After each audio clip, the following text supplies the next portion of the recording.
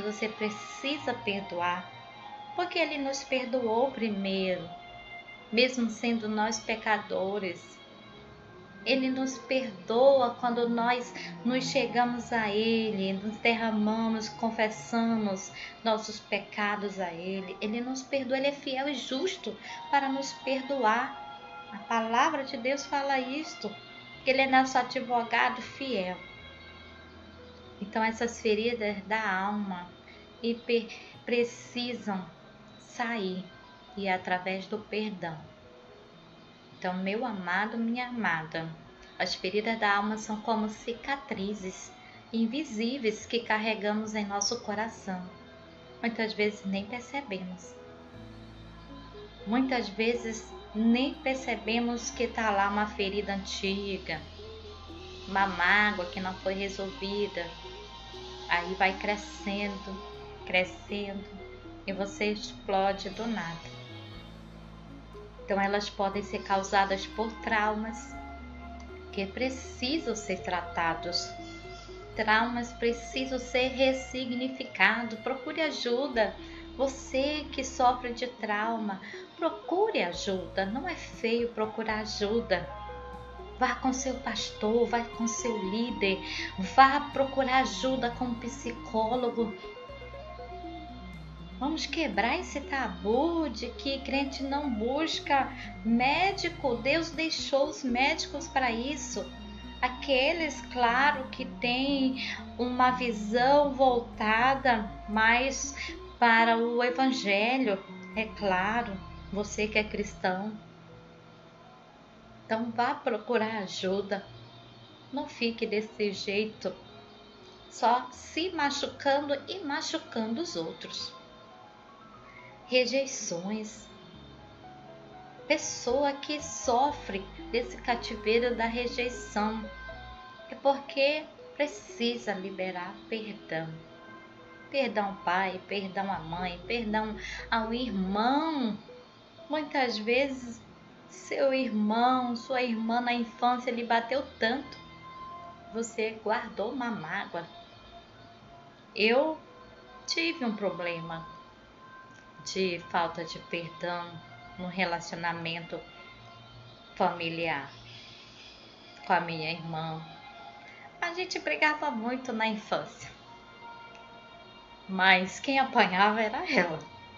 Ela apanhava sempre da mamãe. E ela criou uma raiva, porque sempre eu era certa. Mas na verdade era porque chegava a mamãe e achava que eu não tinha raiva. Eu ficava calada e ela agitava. Olha aí outro segredo. Não se agite. Quem se agita muito, querendo defender a sua causa, acaba perdendo. Olha aí um segredo, mistério de Jeová, né? Fique calado. Fique calado. Muitas vezes a gente precisa ficar calado. Eu lembro de Esther. Essa história me emociona. Essa história é maravilhosa de Esther. E Esther foi escolhida para ser rainha. E ali pensava que já estava tudo bem numa posição de rainha. Mas o seu povo estava correndo perigo. E o seu primo Mardoqueu, ele avisou para ela: olha, se você não fizer algo, você também pode perecer. Estou falando assim com as minhas próprias palavras. E então Esther resolveu fazer um jejum de 3 dias para poder chegar na presença do rei, porque fazia dias que ela não havia sido chamada na presença do rei e só podia ir na presença do rei através de um agendamento, uma autorização. E ela ficou preocupada, porque se o rei não estendesse o seu cetro para ela, ela poderia morrer. E então Esther jejuou 3 dias. Se encheu de coragem, porque quando a gente jejua, o Senhor nos dá coragem. Ele nos fortalece, nos dá uma armadura forte de guerreira, de guerreiro. É isso que acontece quando jejuamos. E então ela foi na presença do rei, e o rei estendeu seu cetro, e de imediato ela não falou o problema. Ela, de um jeito especial, que durante o jejum o Senhor falou ao seu coração como fazer, como proceder. E ela chamou o rei para um banquete. E no banquete, sim, no segundo dia do banquete, que ela foi declarar ali o que ela estava precisando, a sua causa, o que estava lhe afligindo. Ela não foi de imediato falar contra Amã, que estava tramando contra o povo judeu e que ela poderia perecer porque havia um decreto assinado contra o povo judeu. E ela foi muito sábia. E naquele banquete declarou, então tudo foi resolvido. Sabe, precisamos esperar em Deus. Eu não digo que eu sou sempre certa. Eu tenho minhas falhas. E muitas das vezes eu fico em silêncio. Mas tem momento que também a gente tem que falar.